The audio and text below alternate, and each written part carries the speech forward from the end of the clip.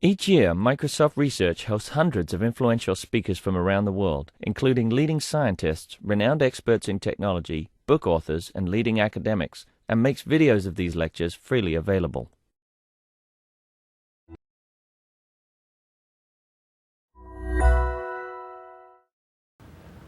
Okay, well, it's my pleasure to introduce Ben Recht.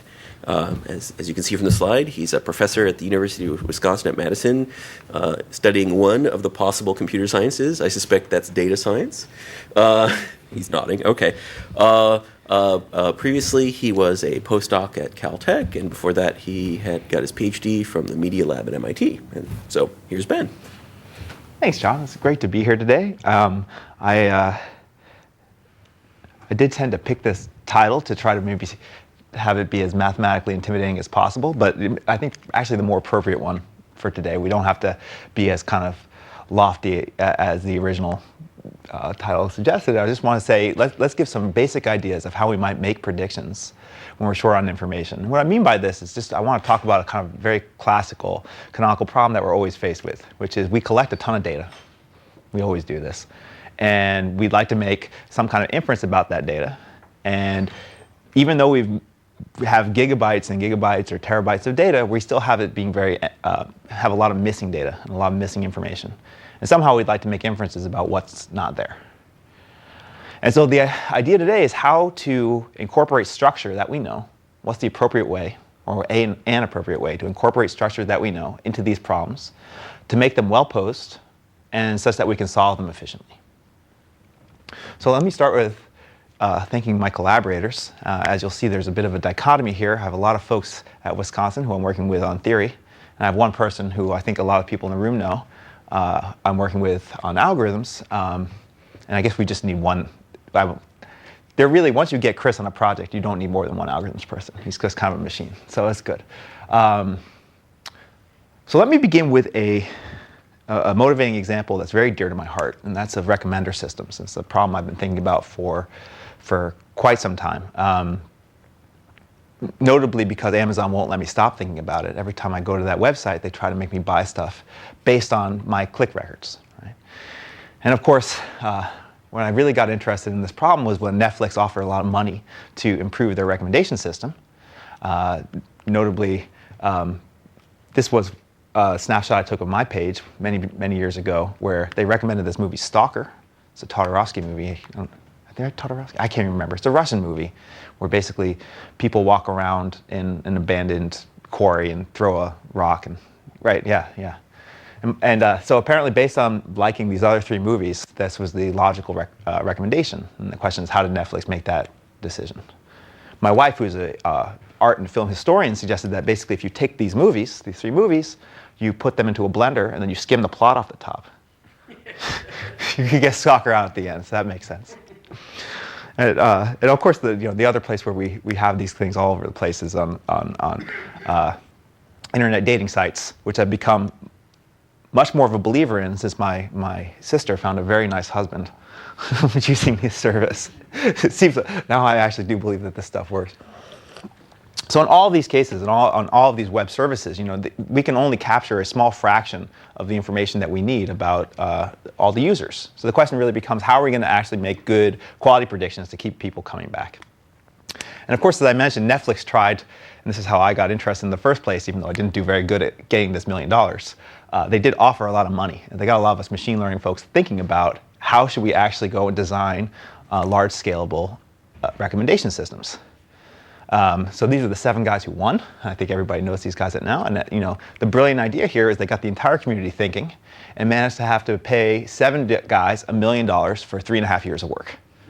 So I think Netflix wins, regardless of what the outcome was. So again, just to remind everybody about how this worked, they gave out 100 million movies. They gave them to you on a scale of 1 to 5. You had to predict them to some high accuracy. The number of movies was 20,000, the number of users, 500,000. And if I just multiply those numbers together, I get about 8 billion. So I have a matrix that should have 8 billion entries. Then I get to see 100 million. And of course, now the question is just, what do I do? How do I fill in those missing entries? So the abstract version, and the way we kind of like to look at just a very common way of abstracting this problem, is to say that we want to complete a matrix. And matrix completion is kind of a classic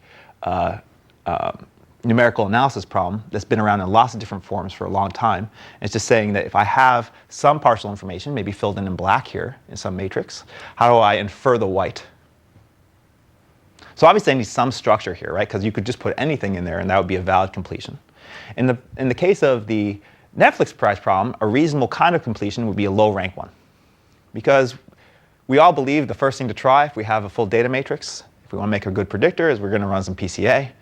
So if we have a lot of missing entries, maybe also it would be a good idea to try to run PCA even though the entries are missing.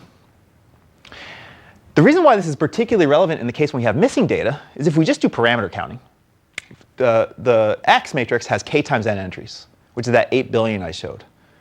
But the factored matrix has r times k plus n entries, which is dramatically smaller. Right? So you have a huge reduction from k times n to r times k plus n, from 8 billion to maybe tens of millions of parameters. And if we have 100 million ratings, now the problem almost looks overdetermined. And we just have to figure out how do we actually infer a low-rank matrix. And of course, low-rank matrices just are everywhere. They're not just in these data matrices on the internet. Rank is a really useful and powerful way of kind of summarizing what is simple about some model or system. So for example, if I want to do some sensor network embedding problem, if I look at the matrix of all the inner products of that between points, the Gram matrix, that will have dimension equal to either 2 dimensions if they're lying on the floor, or 3 dimensions if they're in 3D space.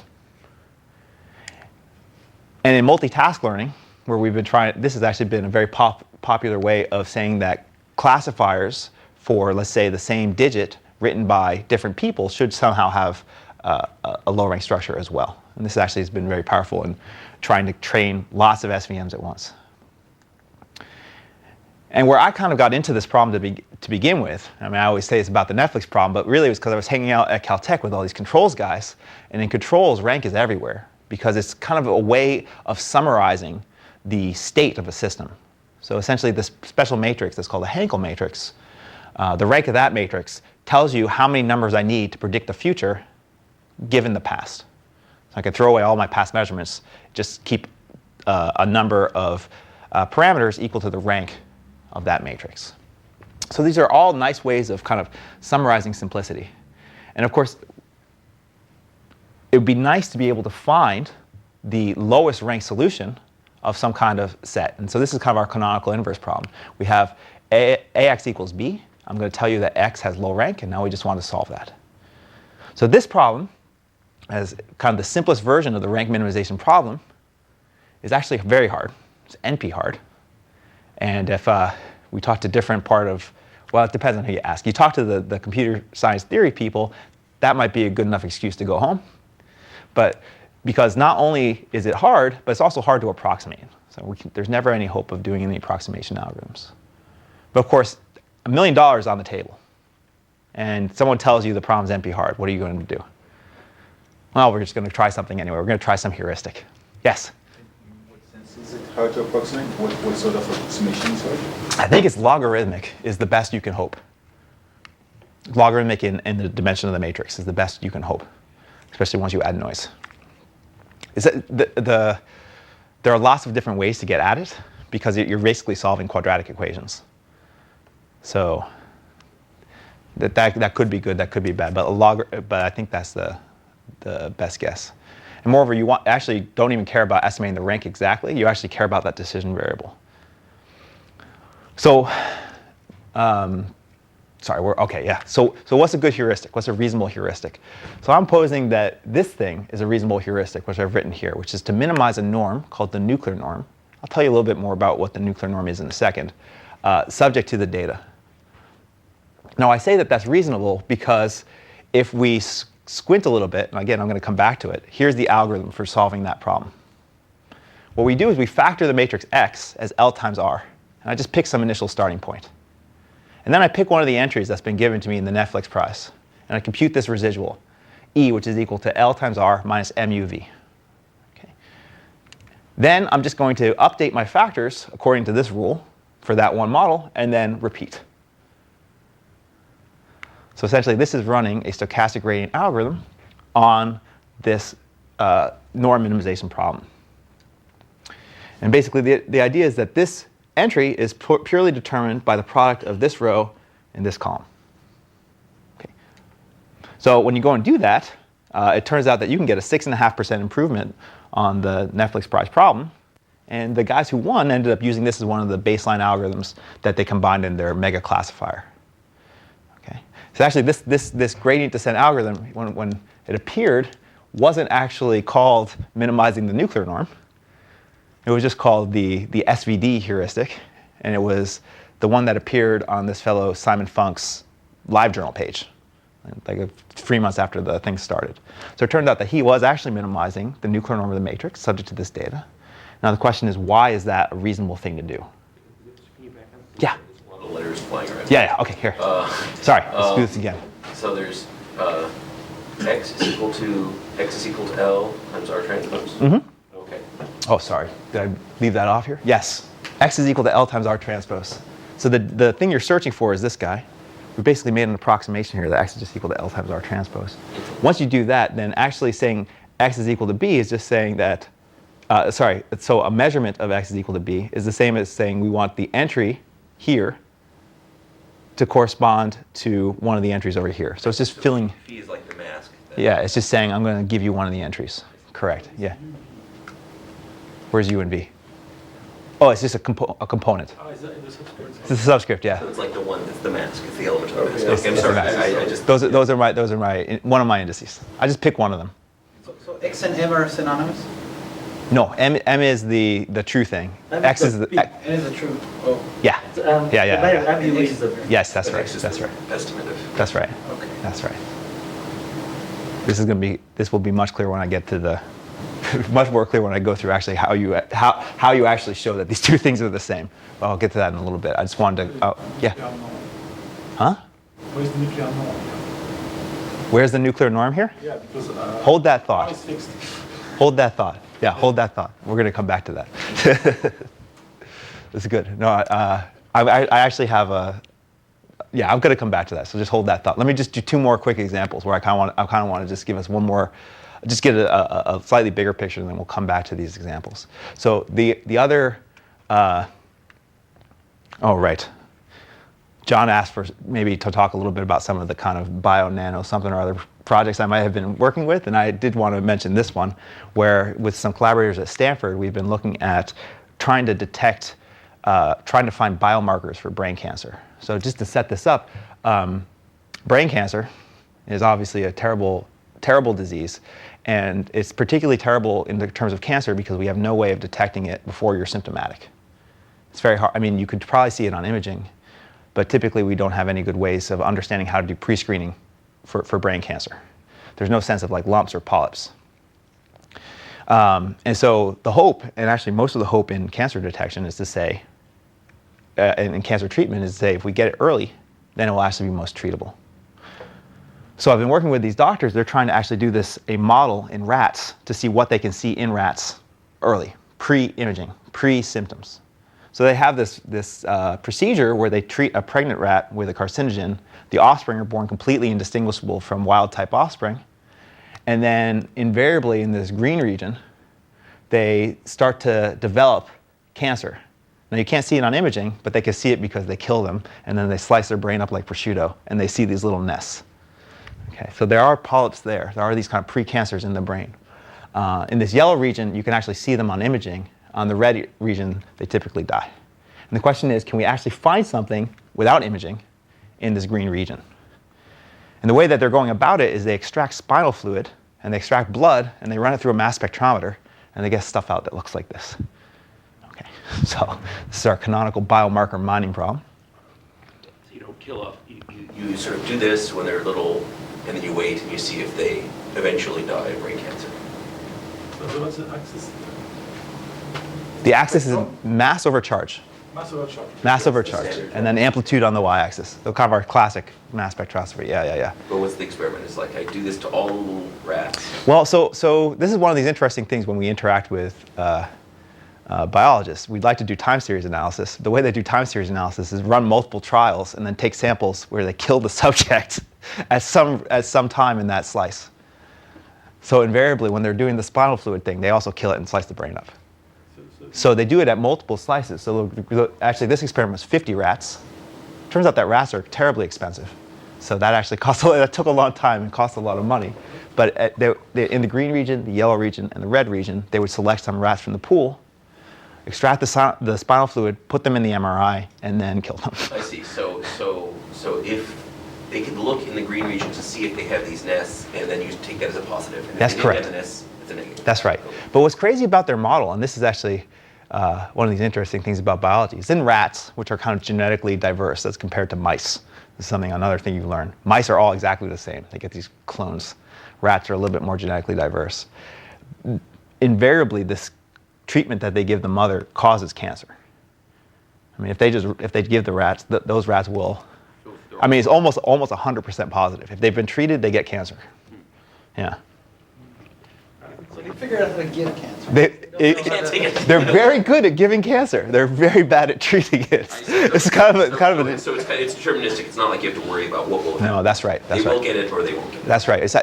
And that's why they're so fond of the model. I think this also happens in medical research all the time. If you could find something that's at all deterministic, you kind of latch onto it because so many other things are variable, including these mass spec lines. So they just do mass over charge on the liquid, on what is liquid. Yeah. And they don't do the full proteomic business to try to find the protein. Well, the problem is, how do we do, which peaks do we look at? Is kind of the problem that they. There are ways. Huh? There are ways to do that. You take the peak and then you break it in pieces, you get smaller pieces, peptides. Yes. No, exactly. But when they're doing the CELD mass spectroscopy, and then the question just becomes, which ones am I going to extract? Because the other problem is that not only are rats experiments, but they're rats expensive, but lab techs are also somewhat expensive for these guys. But yeah, you're right. I mean, so I think the question is, you could try to go after all of the peaks, but really the problem here is that the number of peaks is way bigger than the number of rats we're ever going to have. So you're going to have like hundreds of peaks, and 50 rats took 3.5 years, which is crazy. Because the whole thing, when I said these are days, I should have said that. These are days. So that's 3 months to grow a rat 6 months to grow a rat to death. So these things take a while, and you can't have too many of them, and you have to take care of them. And so what are we going to do? We're in, again, the same situation that we were in before, where we have far fewer examples than we actually have parameters, unless only a couple of those peaks really matter, right? And so what we actually ended up looking at was kind of their standard L1 minimization for actually pulling out the markers, right? And so I think most people at this point in the game have seen that seems to be a popular way to extract sparse signals when you have some data. I don't really have to. Oops, what happened here? Okay, sorry. And of course, there's been all this hullabaloo about compressed sensing for a very similar reason, and a very related reason, is that when we actually want to acquire data, perhaps we can use the fact that the model is sparse to reduce the number of measurements that we actually want to take. Right? Yeah? So I assume you also have a control of healthy rats? Yes. Okay. That's what, sorry. So yeah, you have two, yeah. The control group takes just as long to raise, unfortunately. So there's really not a better situation. So you do the exact same experiment. You can't reuse them. You can reuse them. You can't reuse them. And it is actually, it's kind of, the worst part is that everything you do to these rats, it does kill them. So you can't even when they say they're doing longitudinal studies, they're just hoping that everything happens the same. You either kill it at 30 or 60 or 90 or 120. They can't do like MRI or something? I mean, No, they do MRI. But then if you want to do histology, which is this prosciuttoizing of the brain, there's not much you can do. Isn't that what it is? great verb. Oh, I don't know. Sorry. Oh no! So now I'm getting off track. Let me just jump through this really quick. So again, this is the same problem we had before, right? We want to solve, even if we want to solve a linear system and find the sparsest solution, that's hard, right? That's this cardinality minimization problem, and that's hard. But now we actually have a whole field dedicated to minimizing the L1 norm subject to some constraints, and that actually has now this name compressed sensing, right? So, we have two examples where we pick a norm, and it seems to do really well on several different problems. And of course, I'm just going to skip that last slide because you guys don't need to know this. Machine learning is kind of the same thing, right? Machine learning is the same thing. We have let's say discriminative version of machine learning. We have some set of features, and then we have some kind of model we want to fit, and we're going to fit some fitness function, which could again just be a least squares problem or a linear system. And then we have to pick some function, and we have to pick some set of functions to optimize over. And we're kind of in the same situation that we were with before, that if the number of samples or the sample complexity is somehow dictated by a smoothness parameter of this underlying space of functions that we're trying to operate on. And if the space of functions, or the function that we're trying to find in our hypothesis space, is smooth, then we're going to be able to find it. So again, there are a lot of numbers here. N would be your number of samples. D would be the dimension of the thing that we're looking for. And S will be some parameter, which is called the smoothness parameter. If that smoothness parameter is large enough, we will actually we'll need substantially less samples than the cursor dimensionality would indicate. Right? So this is kind of one of these classic arguments that we get in neural networks, kind of the same situation that we've been in before. And in all of these cases, I'm going by that fast so we don't dwell on it too quick, because I know Leon's going to bug me. In all these cases, we have complex systems. We want to generate some predictions. And the only way to make some sense of that is to leverage some structure.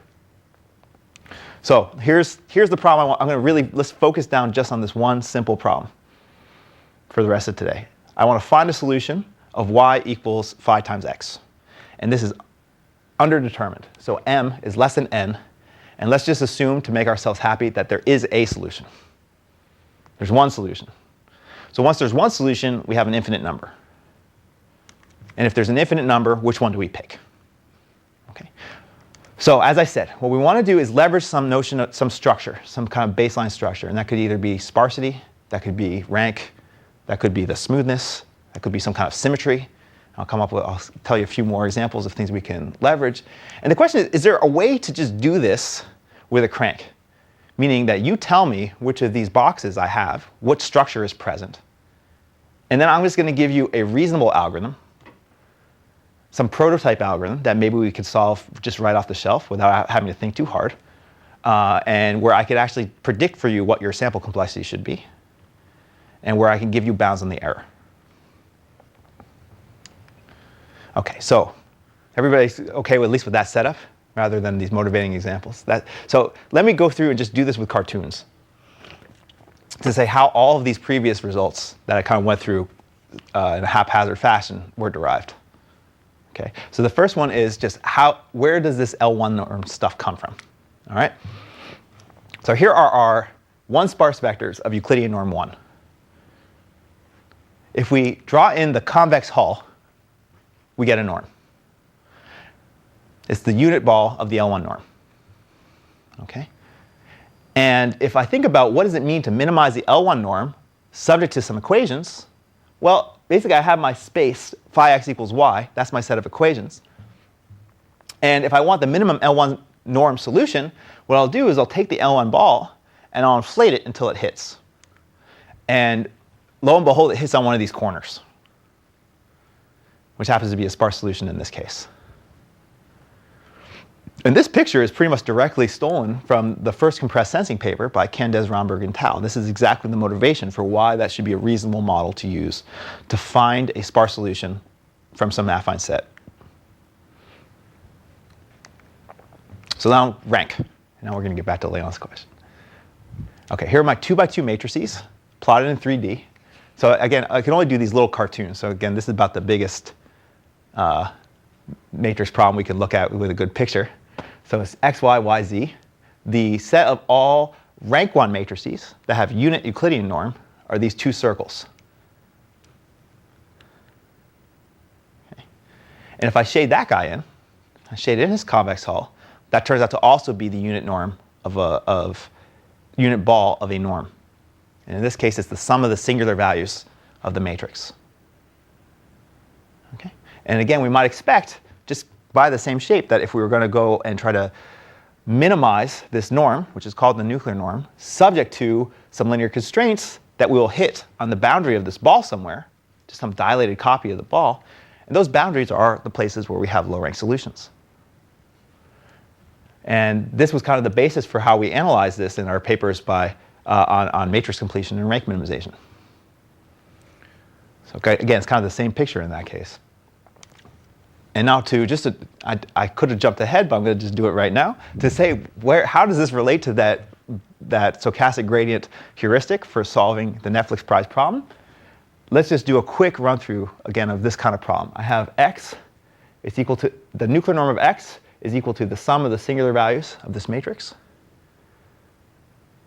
And then I'm going to have just again, my phi x equals y is my generic linear inverse problem. Now let me parameterize x as L times R.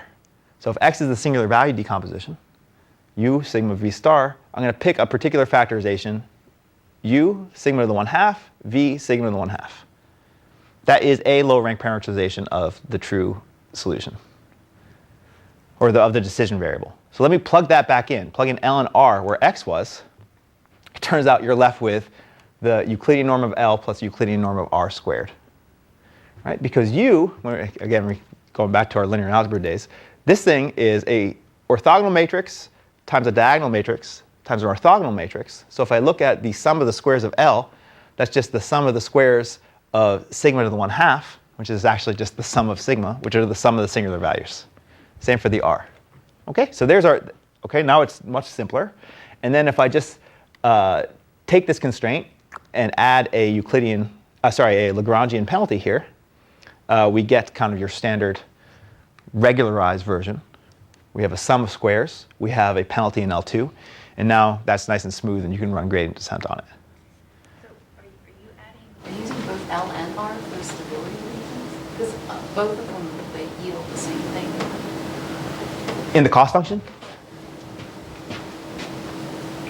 Yeah, as opposed to just letting R be free? That's a good question. That's a good question.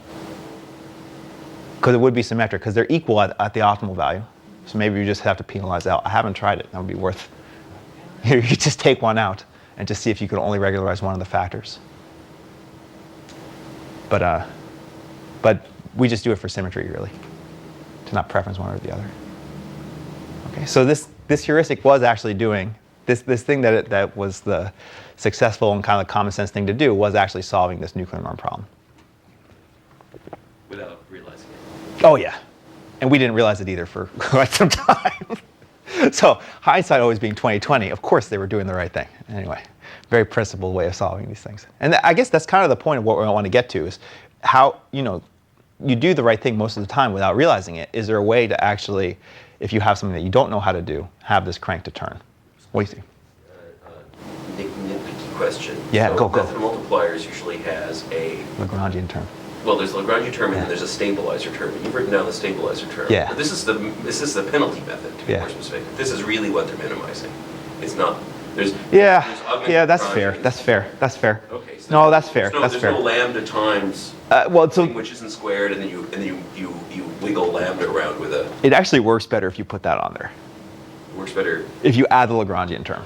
Like if you add, you're right. You could have a Lagrange multiplier here. Yes. And that does work better. Okay, so this is just the penalty method. They're doing the penalty method. Okay. Our code uses the Lagrangian. Okay. Yeah. Okay. Yeah. No, that is fair. Yeah. Okay, so let me give another example, because I could keep doing these examples all day. What happens if I want to solve an integer programming problem?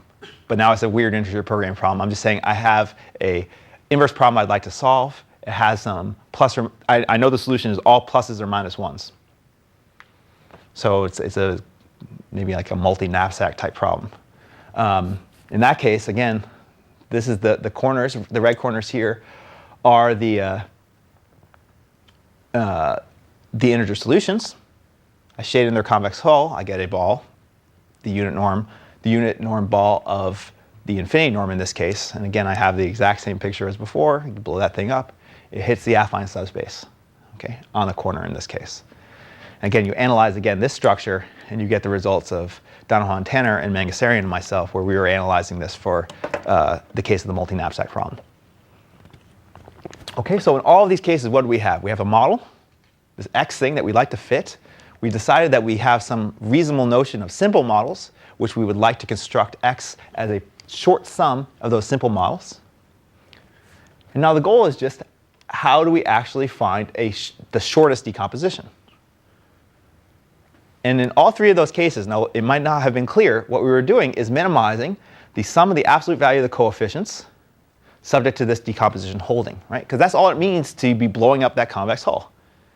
You're just trying to find the smallest sum of coefficients that touches the affine space that we're trying to search through. Now the only difference between, this looks like it's just the L1 norm, but the only difference is this set of atoms can be not a discrete set, right? In the case of the nuclear norm ball, right, the set of atoms were those circles.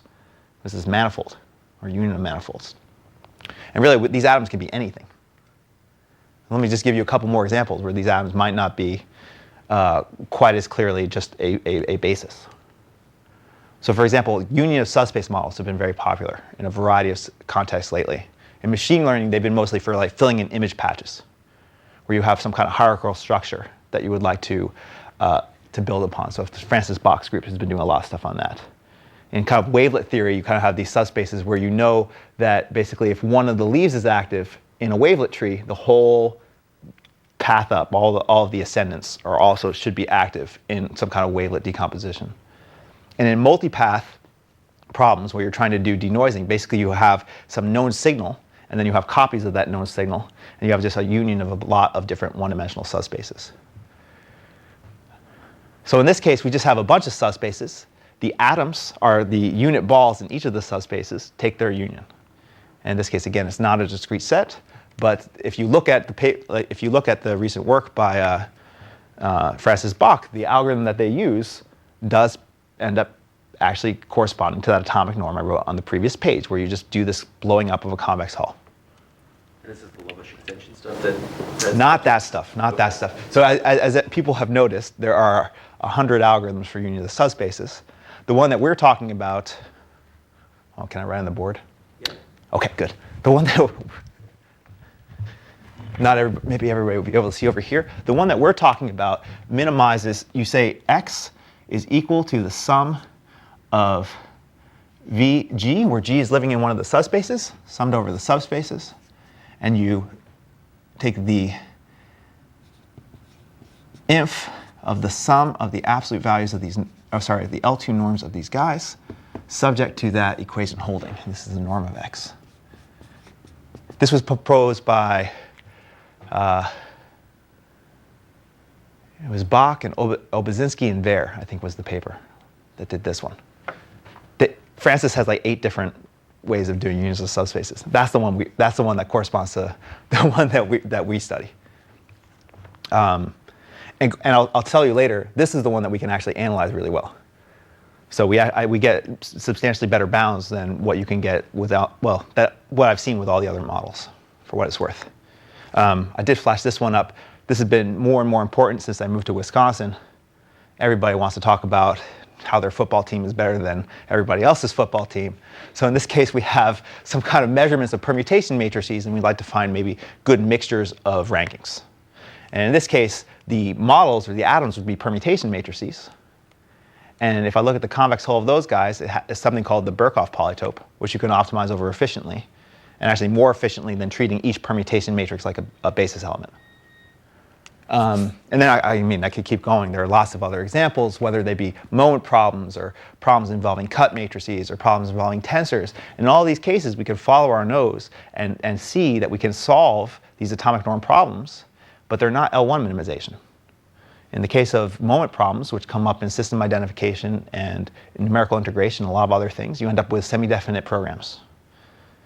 In the case of the tensor stuff, you're going to get weird alternating least squares things. Everything's hard in tensors. In cut matrices, we end up having, for people who are familiar with Nati Srebro's work, you end up with something called the max norm, which is an approximation to actually the norm that's induced by cut matrices is quite hard. A cut matrix is simply a matrix which is rank 1 and all plus or minus 1. So you can't actually optimize over that efficiently, but you can approximate it very well using something called the max norm. And so all these cases, we actually have to use different technology, but we can do it. And again, we have a crank that we follow once we understand that these are the simple models, and now we want to minimize this convex hull norm. And indeed, we have this funny name for it called atomic norms, because I spent too many years working on nuclear norms, figured this would be the next one. And then we have molecular norms is after that, right? And we go up from there. Go down to quarks. Well, that would have been the other way. So we were at nucleus. We could go the opposite way too. Okay, so the atomic norm is just the thing I've been telling you the entire time. And it's called x of a, which is the same notion I have on the board here. I have a basic set of atoms. And what I want to do is define this function, norm of x of a, is just going to be the smallest t, such that if I blow it up, it hits x. If I blow up the convex hull, it hits x. That's the atomic norm. It's also called the gauge function for people who had to suffer through some convex analysis or functional analysis. That's where you might have seen it. And if A has a couple nice properties, including that it's full dimensional and centrosymmetric, you end up with a norm, which is this L1 norm looking thing.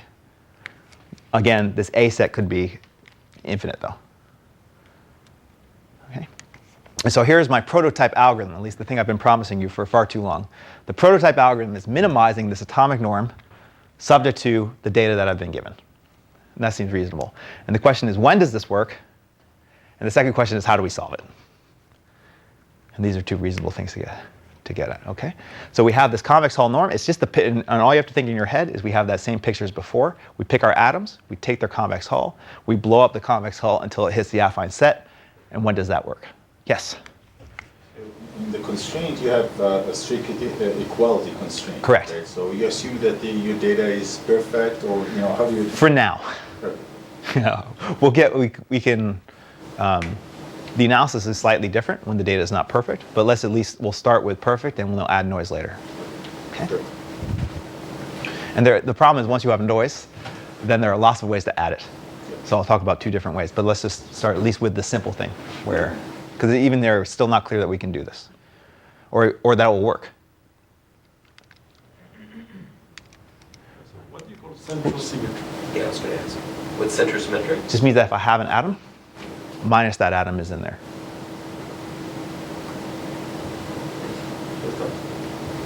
And the two are equivalent on the explanation. So the two things you need is that the convex hull contains a full dimensional, like a little small full dimensional Euclidean ball. That's one thing you need to get a norm. Because otherwise we'll be flat, and you'll have these points with infinite mass. So it has to be able to span the entire space. And the second thing you need is that if A is in there, then the minus A is in there. Most of the time, we don't even need that as a norm. Like, we're really just using the gauge function property. We're just using the blowing up of the convex hull. But it is a norm and has this kind of L1 norm looking thing if it's centrosymmetric.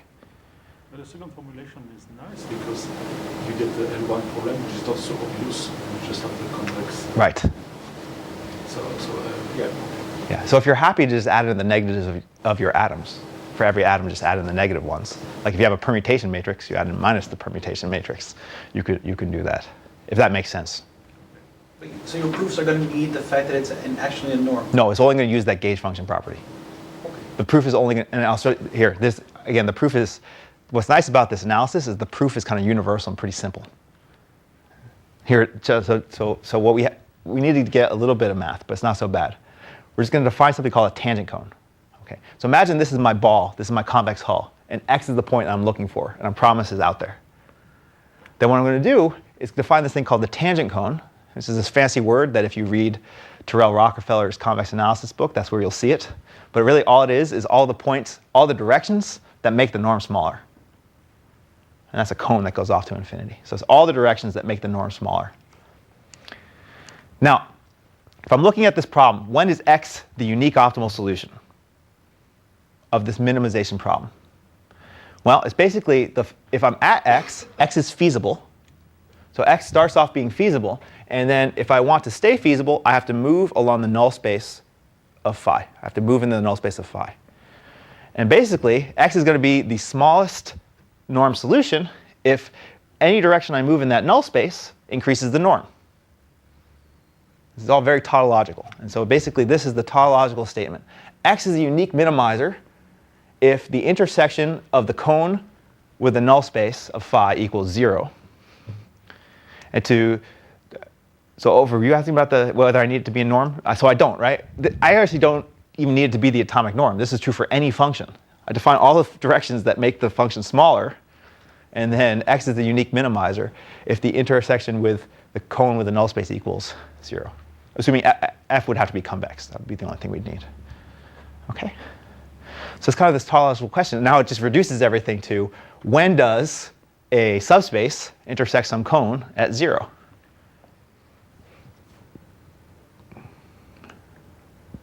So in order to characterize that, or at least to characterize it somewhat generically, we use something called the mean width, which I think is a really cool geometric idea that I didn't know about until I started working on this problem. So we all kind of know what the volume is. It turns out that if I take an object and it's in d dimensions and I multiply it by t, then the volume is going to increase by t to the d.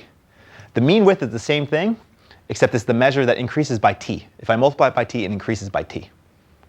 So who knew that existed? And basically the way you define that is you use a little bit of optimization mumbo jumbo. So the support function is just the maximum value of d dot x, where x is restricted to be our set. So I start with a direction and I just maximize it. And if I look at the negative direction, it's going to go over here. And that thing is the width of the set along the direction d. So if I project along d, that's going to be the width, is the difference of this thing plus its negative. So now let's integrate that thing over the sphere, and that's called the mean width. That's kind of like a volume. It's actually what's called an intrinsic volume. So I'm going to look at that cone, and rather than measuring its volume directly, I'm going to measure its mean width. And the mean width is totally going to dictate how many measurements I'm going to need to identify models. And that's due to this theorem. Yes, please. Can you give some intuition what kind of shapes will have large or small mean width? Is it when they're kind of sausage-like, they will have large mean width, and if they're isotropic, will have small mean width? No, if they're isotropic, they have high mean width, because it's the average of the width. And if they're like a line, then they have very small mean width. Right. So we take along the certain direction d, but which one? We're going to average them all. Average them all. Yeah. But your cone of your tangent cone, I suppose, there's a direction where you always reach the north if you go toward the origin. That's correct. So how many directions? So there's always one direction. Yeah, you go towards the origin. That's one direction. How many directions are there? Because what we want to do is basically come up with conditions under which, if I pick, let's say, a random subspace, because of course we need randomness as a little bit of a crutch here, but if I pick some generic subspace, then what's the probability that that direction, back to the origin, lies in that generic subspace? If you only have one direction, the probability is going to be incredibly small. And if you have a very narrow set of directions, it's going to be very small too. Isn't that infinite? The width along that direction, is it infinite? Of the cone? The cone? Yes, but if the cone intersect the unit sphere, no. Oh, you're looking at the intersection of the cone and the unit. That's what I'm going to do. That's what I'm going to do. Yes, right here. One more question. Yes. Is there an easy way to think about when the integral is easy versus hard? When the integration? No. Okay. Actually, I was gonna get to that. Always hard. It's awful. But we have good ways to bound it. It's really a nasty integral, but we have good ways to bound it, and that's kind of the heart of what we do. Yes. I'm trying just to get some intuition about this. Your definition of Let me go back. width. Yeah. So, how is it related to kind of the ratio between the bounded and bounded ball in the convex body? Oh, like you take the size of the John ellipsoid? Is that what you're saying? The John ellipsoid, it's always bounded by square root of the. Yeah. But if you restrict to balls as opposed to ellipsoids. Oh. Right.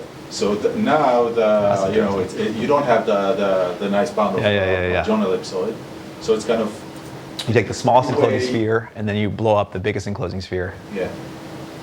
I don't know. That sounds like. Do we know how to characterize that number? It's a number. It's a number. Oh yeah. No, I don't know. Yeah. That's a cool question. So this mean width, in learning theory, we just call it the Gaussian complexity. Yes, that's right. That's right. That's right. I was going to get there. Yeah. Oh, you were going to. Okay. Yeah. I was going to get there in the next slide, but that's exactly right. So in learning theory, we call it the Gaussian complexity. That's right. That's right. Because and why is that? So it's a little complicated. So here we're doing the integral over the sphere. Now just imagine you add. So if I add the length of the Gaussian in front, now I have the integral over the sphere, and over times the Gaussian, I can now have this width be the average over all Gaussian directions. Now it's the Gaussian complexity exactly. And it turns out, and this is not I don't think is completely obvious. But it turns out that there's only one function that is called is an intrinsic volume up to a constant. So if it's essentially isotropic over all directions, it's either the Gaussian complexity or it's the mean width. And if you feel like you have a good intuition for Gaussian complexity, that's all this is. I'm not sure I have a good intuition for Gaussian complexity either. It's just I kind of know how to play with it. I know how to bound it. And we know that it's related to all of these facts, like it's related to logs of covering numbers. And so it has all of these kind of natural geometric characterizations. I don't know about the one you talked about, though, which is kind of cute, which is the smallest enclosing sphere, not ellipsoid, ratio to the largest enclosing sphere. No, but that's exactly the margin type of arguments. So if you replace this with Gaussian complexity, and then you ask what's the Gaussian complexity of like a margin-based linear classifier, that's exactly that. So that would give you the answer. Maybe like up to bound. It all seems like measurements of how isotropic or not isotropic is your shape, right? Right. Exactly. And especially for cones, if you think about a cone, it's never going to be that isotropic. So we're going to take a cone, and intersect it with a sphere.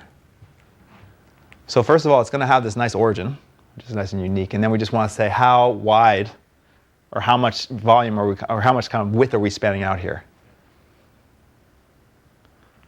Okay. And it turns out that, again, like I was going to say, there's a really nice theorem by Gordon, which is based, this follows from also if people know Sleppy and Gordon. You can kind of prove this in the same way if you know Sleppy and Gordon.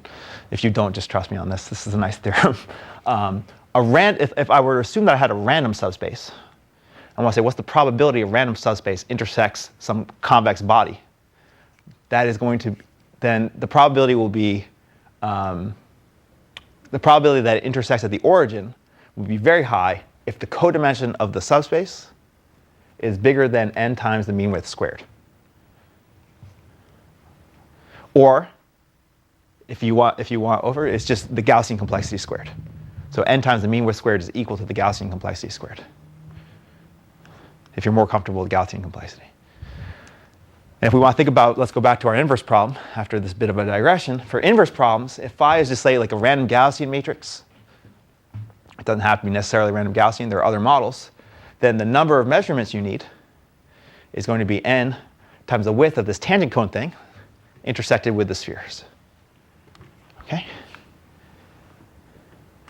Now the question is, how do we compute these things? Well, you go talk to Over. He's got tools. You go ask people who know how to do things with Gaussian complexity. We have a trick. The method we propose to bound these things in the paper uses a trick from convex duality. That actually makes it pretty easy. But only for these problems that come from inverse problems. So if you note that the dual of the support function is the distance, that's the trick we use, and it turns out to make some of our computations pretty easy. Before I say what the consequence of those computations are, let me just say that the width also governs noisy recovery in some sense. So let's do one simple noise model. Rather than doing like a stochastic noise model, let's do like a worst case noise model. So let's assume I don't see phi x, I see phi x plus some disturbance. I'm going to bound the disturbance in L2. So in that case, maybe I would do the second order cone problem, or maybe I would do a lasso-like looking problem, a penalty method type problem. And in this case, we actually have another bound, which says that if, let's say I take the optimal solution of this guy, and then I want to compare it to the true thing I'm looking for. So I want to look at the difference between x minus x hat. Then that's less than 2 delta over epsilon. Remember, delta is the norm of the disturbance, and epsilon is this little fudge factor that we put in the denominator. So if you want to make epsilon big, as the epsilon goes close to 1, this is going to blow up. Well, if we just pick epsilon equal half, we're within a constant of where we were before. So you get robust recovery after a constant factor more samples than what you need in the case to get exact recovery. And we can do it. We can analyze this with stochastic models as well, but I'm almost out of time, so we're not going to talk about that today. You guys kick me out when I'm done. Yeah. So can we look at this? So I mean, I'm just having a little bit difficulty to process the sample capacity stuff, because it just doesn't look like the standard way I'm used to. I mean, just it's. Yeah. So what, like for one of these concrete, one of the simpler, really motivating problems, Yeah, let's do that. do you get the same? Do you get like Check this the- out. This is really cool, and we could go through this. If you guys want me to pull the screen up, I can derive all of them for you too if we want. They're actually really easy. That's what's actually crazy. We do this duality trick, and the duality trick is nothing more than saying that if I want to know what the width of the cone is, the width of the cone is actually equal to, or sorry, it's upper bounded by the distance to what's called the polar cone. So this width, this mean width, is upper bounded by the distance to the polar cone. If I want to compute the expected value of a distance to some set, I could just pick a point in the set. And that's what we do. So we pick a point in the set, and we just, so we come up with some ansatz, and we try to be clever.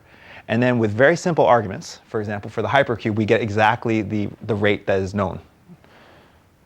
And this is a little weird rate. It actually makes you think that to actually recover the corners of hypercubes actually takes a lot of measurements, and that makes sense. Right, that makes sense, because just for me to transmit them to you in some efficient way, I need n/2 numbers. What I would do is I'd tell you whether or not I'm going to tell you where the positives are or the negatives are, and then I would tell you where their locations are. So even just to encode that, I need n/2. So the width off, the width often scales as dimensionality n. Mm-hmm. So you expect if you had a width squared, you get stuff that sort of scales as n cubed. No, that's what's weird. The width scales as square root of n. Scales as square root of n. Yeah. It's kind of a bizarre. It's kind of a bizarre thing. The width of the sphere is root n. Right? It's just like that's like the mean norm of a Gaussian.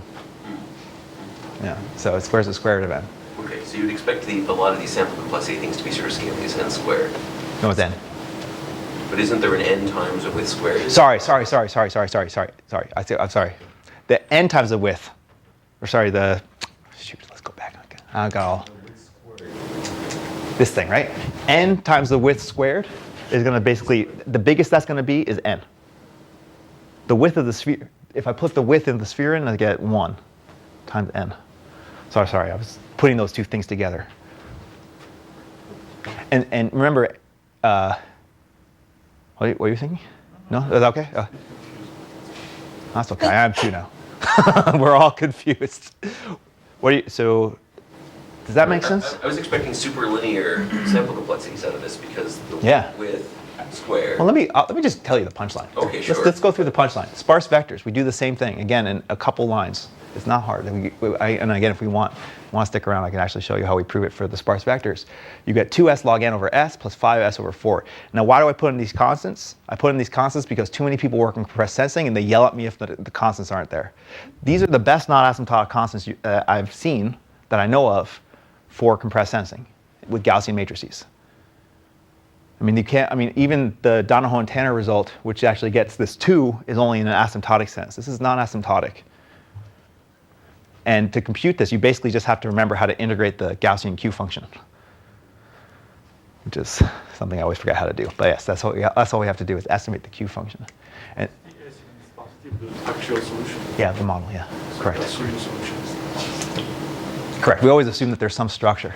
Similarly, if we have a union of subspace model, like one of these ones that we were just discussing and we're using this norm, and let's say there are m subspaces or m groups, if we're going to do group lasso, and the largest size of a group is going to be B, and then we have k active groups, then the sample complexity grows like this.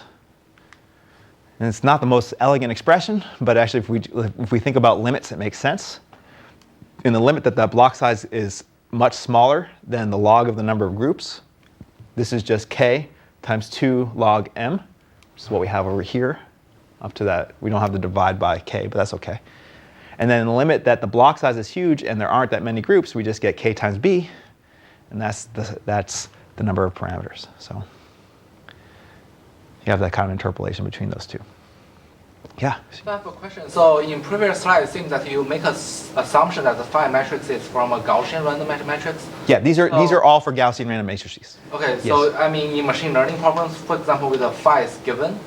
Yeah. So like in lasso instead of compressed sensing, so is this the theory still applies? Yes, but we don't get these numbers anymore. I mean, obviously you don't get these numbers anymore, but we can actually handle that. The reason why I was bringing this up again is to say, if you could compute the mean width tells you what happens for Gaussian matrices, or for essentially generic matrices. To go into the details of what happens when you want to do deterministic design, you have to do something else. But we could just use the same machinery and get at least a generic crank for how you compute those things. In that case, the rate is controlled both by how your phi matrix basically scales with respect to all of the models, all of the atoms, and is controlled by the Gaussian complexity of basically the complexity of the noise in a dual norm. But we could talk more about that at some point. I'm almost I am out of time, but you guys just tell me when you want me to stop. I'll keep going. One more. This one's really cool. So I take low-rank matrices. Again, Gaussian model. So maybe not the most realistic thing, as Xichen's pointing out, but still, we want to say Gaussian model, right? Low-rank matrices, n1 by n2 matrices. We want to recover them using this like blog heuristic thing. The rank is R, and the number of parameters you need, number of measurements you need is 3 times R times n1 plus n2 minus R. Again, I'm being very specific about the form. And the reason why I'm being very specific about the form is this is the number of numbers you need to write down the singular value decomposition. This is the number of parameters in the singular value decomposition. You just got to think about how many parameters are in the two orthogonal matrices, and then you have the R singular values. You're saying it's tight. Well, up to the 3. Up to the 3. Sorry, up to the 3. Yeah. So it's within a factor of 3 of the best you could do, which is pretty cool.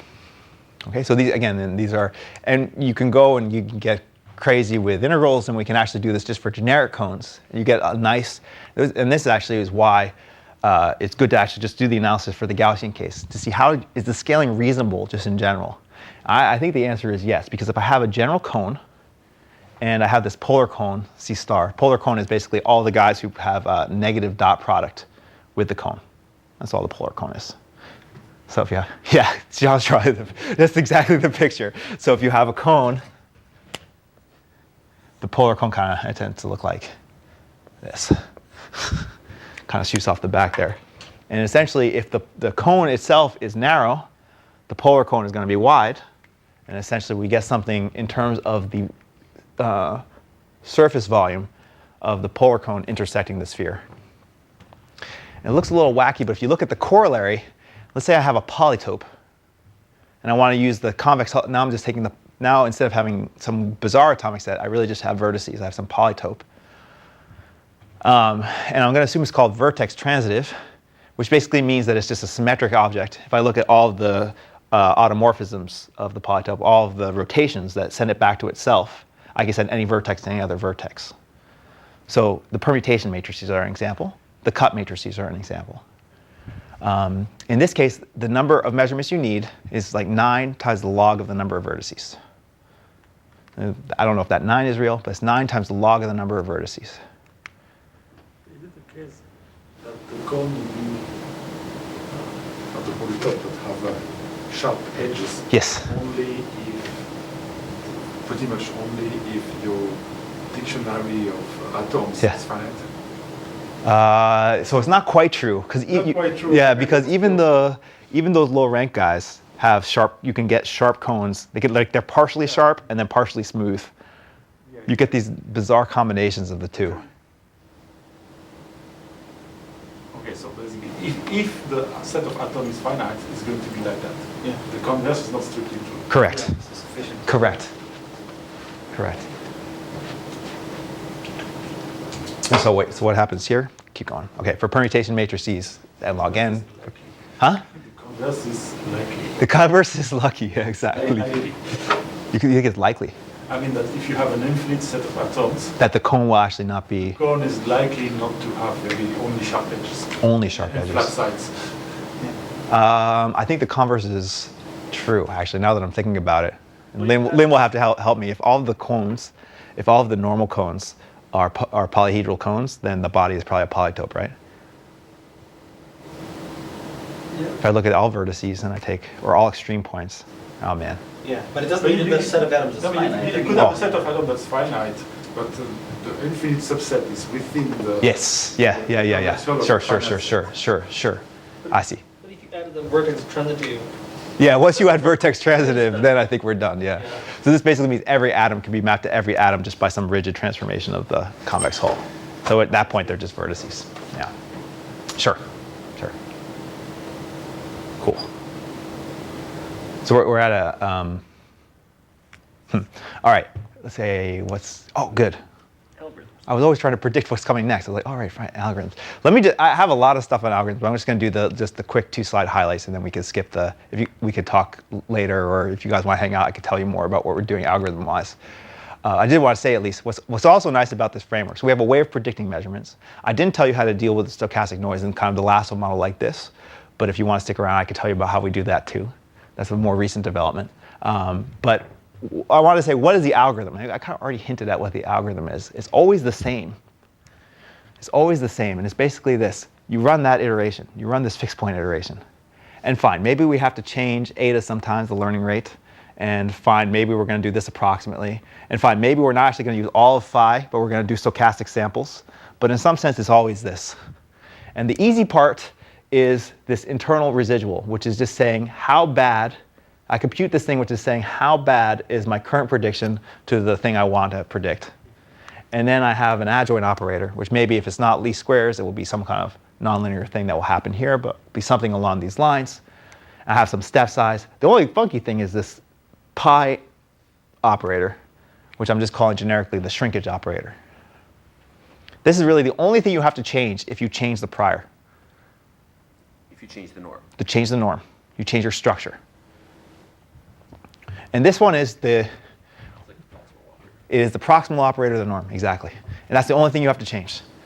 That's the thing you got to understand how to solve. And this is the thing this is nice for us as algorithm designers, because we can forget about the other part for now, because we've all studied the other part pretty well. And we can now apply the stuff where you guys have looked at lasso problems. Well, anything that works for the lasso should work here as long as we can compute the proximal operator. We just got to be able to compute the proximal operator. Now, of course, how do we do that? So either this thing will be easy to compute, which will be lucky. So in the case of L1, we know how to do it. In the case of the nuclear norm, we know how to do it. In the case of that factored version of the nuclear norm, we know how to do it, that weird blog heuristic-like thing. Sometimes we don't know how to do it. In that case, what we can rely on is relaxations of a various kind. So the first one is just to say, if I take the set that I start with and I put it in a bigger set, that means that the bigger norm will be smaller than the norm I started with. Kind of makes sense. Like the L1 ball, the L1 norm is bigger than the L2 norm, for example.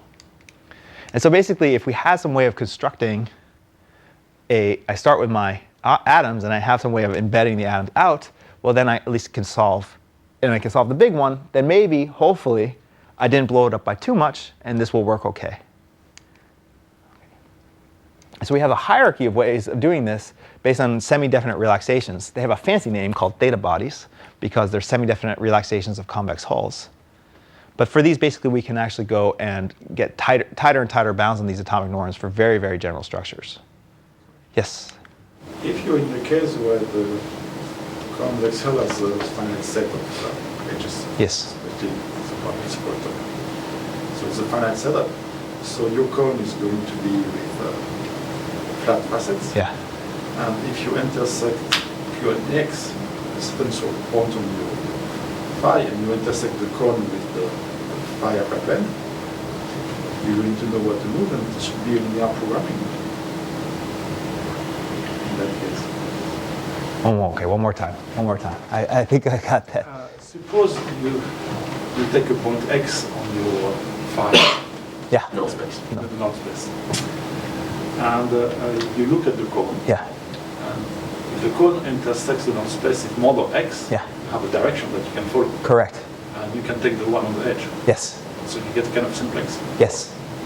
Okay. Absolutely. So the sync shrinkage operator should always be solvable with an LP. Only if it's polyhedral. If it's polyhedral, then absolutely. Okay. Absolutely. It is solvable by an LP. Absolutely. And moreover, the algorithm you're talking about is the homotopy algorithm. It's the simplex algorithm, the parametric simplex algorithm. It's what people do. This kind of has been invented many times in L1. But there's a way, if this is the L1 norm, if we do Leon's algorithm where you start at a vertex, you find your descent direction, you see that you're piecewise linear for a time until now the face shifts and you have to switch faces. That thing is called, it has a lot of different names. Lars is, the reason why I don't say Lars is that it's actually not the right way of doing it.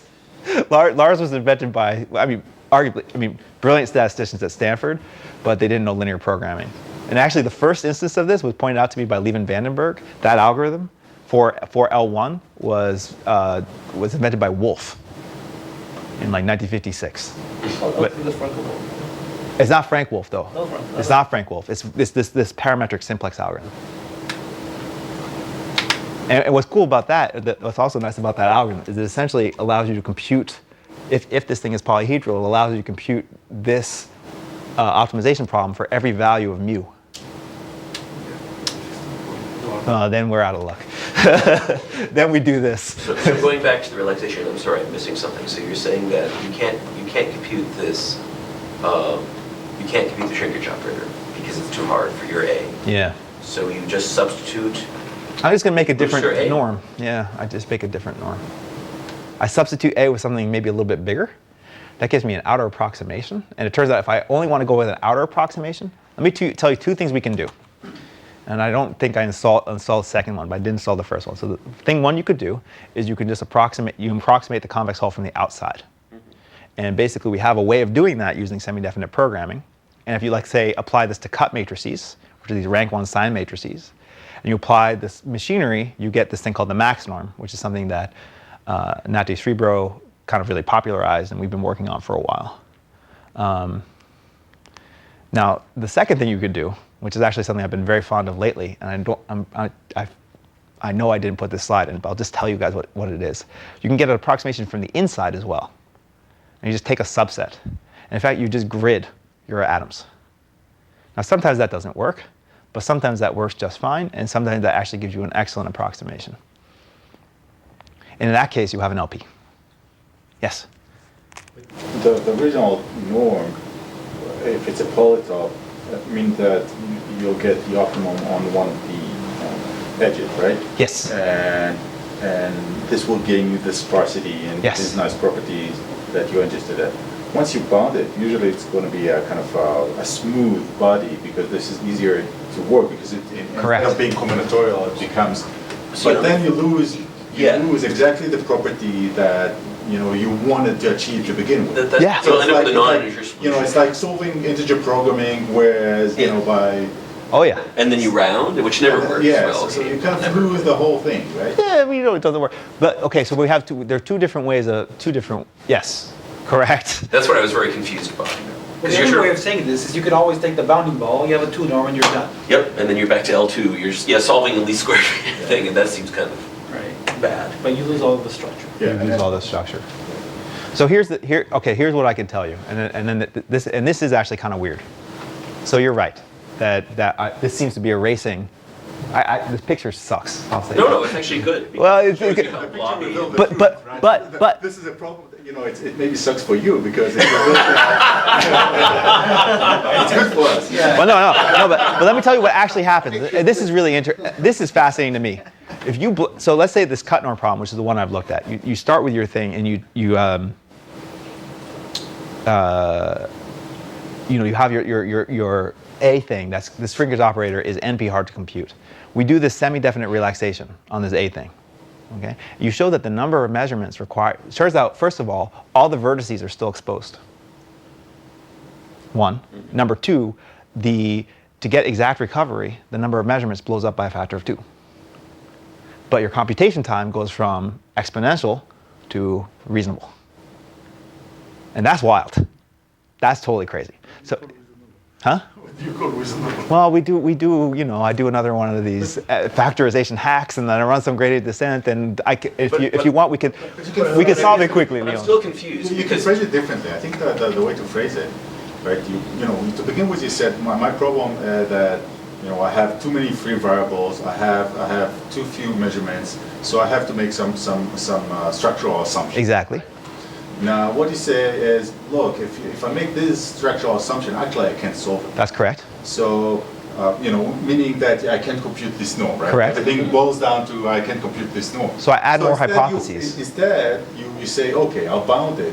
But actually, you can take this, roll it back, and say, okay, I'm simply making a different structural assumption. Yeah, weaker one. Right? It's a different one. It doesn't matter, right? And this is actually what you're doing. Instead of making, say, a sparsity assumption, right? The pure sparsity assumption is something that we can't work with because That's right. L0 is something that we No, but we do it. That's okay. I agree with you 100%. I don't think the sparsity versus L1 is actually it's exactly what you said. It's basically, another way to say it is we start with a set of atoms, a candidate hypotheses. I note now that I can't solve it, so I add some more hypotheses. Right. Okay, fine. I know they're not there. So you can say, one way to put it is, I compute the norm differently, but actually you can roll it back and make it more explicit by saying, actually, this is my structural assumption. My structural assumption now is different. It's not that. You use A2 instead of A1. Yeah. Yeah. Because Yeah. But then I don't know how to go from A2 to A1. If you really care about A1. But let's say the reason I don't like it was arbitrary, right? A1 was, you just, why sparsity, right? Because, it looks fine, right? You know that you need to make some structural assumption, right? So maybe this structural assumption is hard to work with. Here's a different one. Yeah, which is a superset. Another superset. It so happened to be superset. Right? Yeah, it could be subset would be easier too. Subset. If you get lucky, subset could be easier. Like for example, I could say, is this one? This one. That's a better assumption. No, that's actually really good because you're right. It's changing basically what this. Okay, I like that. What this hierarchy is doing is changing the structural assumption. Yeah. The only reason why I don't want to go completely in on it is I never understand I very rarely understand what the things that come out of this machinery actually are. Like, what structural assumption do I have? I don't know. But this is kind of, I think when one of the, machine learning became popular to have regularization term, which is kind of an arbitrary thing that, we don't understand what it does. It just so happens to be working. But if you are capable of rolling it back and explicitly saying that this is my assumption, this is very powerful, right? Because now I can look at my problem and say, does this assumption look reasonable to the problem that I'm having? Whereas if it just hides in some unknown bound, then it's just a guess. No. But so the thing we can characterize how much oftentimes we can characterize how these change. So basically the question is, do you want this million or not? Do I want my $1 million? They gave it away, man. They gave it away. I know. I didn't quite get there. I see. So I'm sorry, I'm still a little bit lost. So if you relax an A2, you just round or you just No. So this is the point. Like, what's your name? Ronnie. Ronnie. So like what Ronnie was saying is actually quite correct. We are just changing the structural assumption. Right. So there's no. You don't have to round. Bodies or anything. You just throw away A1. And you can sometimes say, I think where it connects is sometimes you say that there are some relation between the things, right? So one is strictly bigger than the other, or one is strictly smaller, or sometimes you can even give a constant bound on the difference. Yeah. Which is fair, but you don't need that. What's nice? The thing I can guarantee. The problem that you can. Yeah, but Ronnie, the one thing I will say though is that the thing that's nice about the theta bodies is they're guaranteed to keep the things on the outside of the unit. So like a bad thing would be somehow. I'm trying to think of a good example. You can imagine you have. I don't know if I'm gonna be able to draw this picture. Yeah. Okay, I can. Okay, we're on the unit sphere, and we take the unit. And this is not quite nice. No, that's not quite it. That's some horrible spot. I was just trying to figure out. What's nice about these things is you're guaranteed that the points you started with, the A's you started with, are still pointy extreme points. Yeah, but it's nice in cases where you can do that, but actually, nothing. So for example, in random walks, when they do random walks, sometimes these points are hard points to work with. Because they tend to be narrow and stuff like that. So sometimes they take the intersection of this shape with a ball, which kind of makes it more isotropic and stuff like that. So you can say, for one reason or another, I want to chop off these edges. Why so? Because. But again, since the choice of the structure is arbitrary, why low rank? Yeah, it could have been anything. Right? When we make the low rank assumption, it's just because it seems nice, and we hope that we can work with it, but there is no underlying truth of nature that says that. Uh-oh. We were having this conversation earlier. We were having this conversation earlier. But that's the wrong example. You pick the why low rank because the low rank is computable and nice. Here you are dealing with A1 is not something like low rank you can think about or computable. So there's But in order to see if A2, so actually you say, I want to work with A1, I can because of computational constraints. Right. So I work with A2. Right. So are we throwing away A1 entirely? That's the only question. Are we throwing away A1 entirely? There's some incomprehensible gobbledygook that happens when you. What happened on the next slide? Describe it. Shit. Describe it to me in simple. I'm just a poor CS person. You know what's going on. Come on. What- Come on. I'm onto you. This is the problem. I'm onto you. Where's my. Here we go. Here, there. Here's how it works. Okay. Here's how it works. It's actually, it's a cute trick. So let's actually go into what the details are, right? So, okay, we have to assume something a little wacky. It's not that wacky. We assume that A is algebraic. All the examples I gave actually are. It wasn't an algebraic variety. It's a fancy way of saying it's the zero set of some set of polynomials. Oh, polynomials. Yeah. So F lives in something called an ideal, but all you have to think is the zero set of some polynomials. So for example, if I want to look at the set of all sparsity 1 unit norm vectors, they're the guys who they're the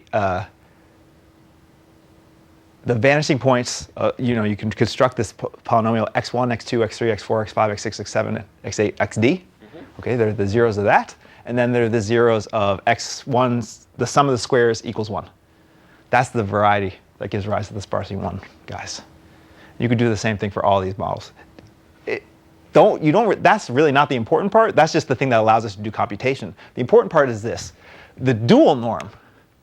Look, if we can compute the primal norm, we could compute the dual norm. And this is kind of important. So if you compute that shrinkage operator for the primal norm, that's actually just projection onto the unit norm ball in the dual norm.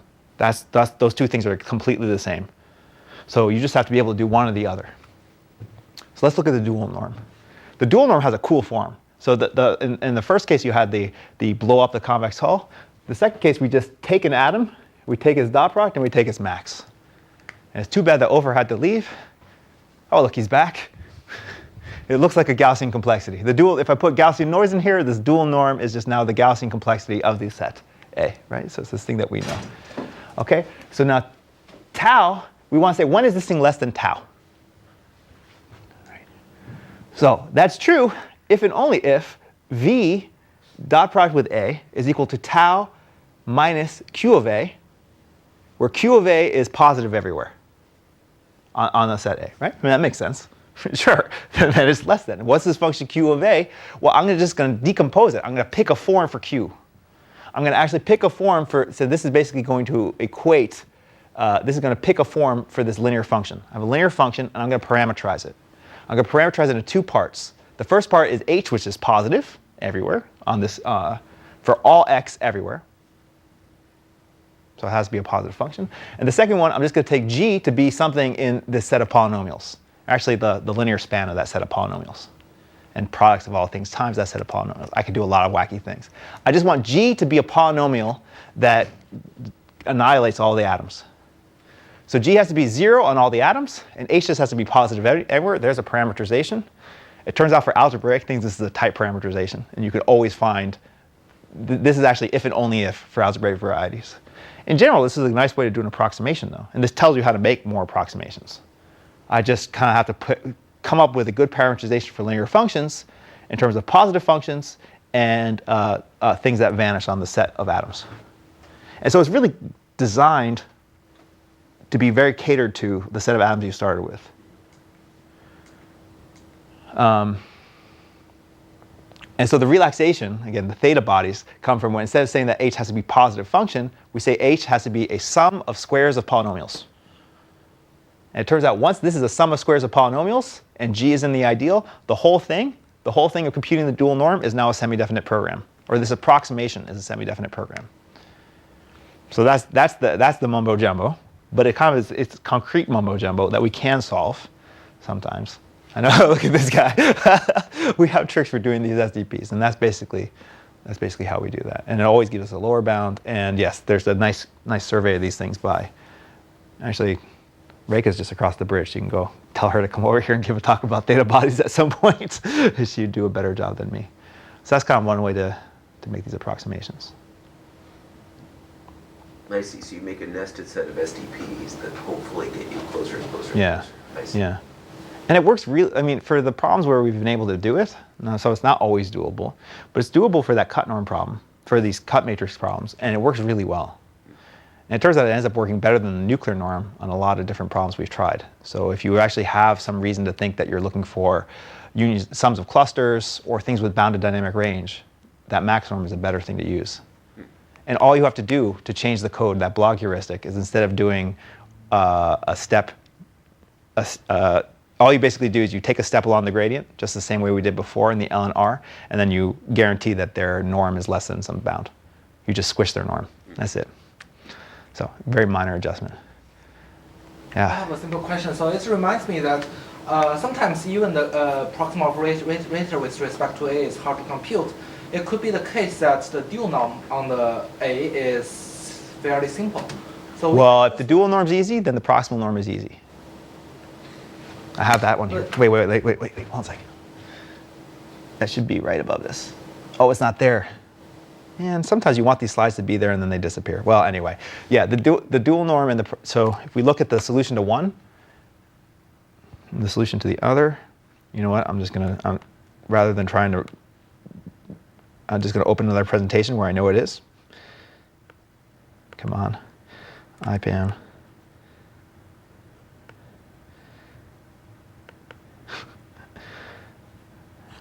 Here.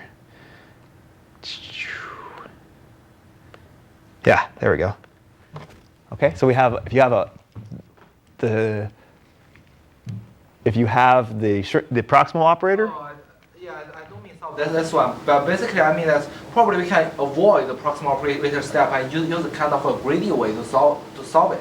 So basically I compute the gradient and I take the minus gradient and I pick the item A that maximizes the inner product with the minus gradient. Right. So there's two problems with it. I mean, the greedy algorithms are actually a great way to go, and actually kind of this atomic norm stuff is. They can avoid the problem like computing the proximal operator. In some cases, A is very hard. There are two things that are troublesome about the greedy methods. One is you can't get the sparsity bounds with them. Oftentimes, it works for L1, but oftentimes, even for nuclear norm, the greedy methods give you full decompositions, unless you're very careful. You have to do some funky stuff. The second thing is that the greedy methods are often no easier than computing the proximal point method. And they amount to doing the same thing. If you look in the dual norm, you're finding you have to find the maximum atom that's correlated with some vector. That's the same thing that you have to do with, if you can do that, you could solve a greedy algorithm. You could also solve the dual norm projection. So either way, you have the same complexity. So anyway, but this. Well, really all right, we're out of time, guys. Well, thanks everybody for paying attention. Anyway.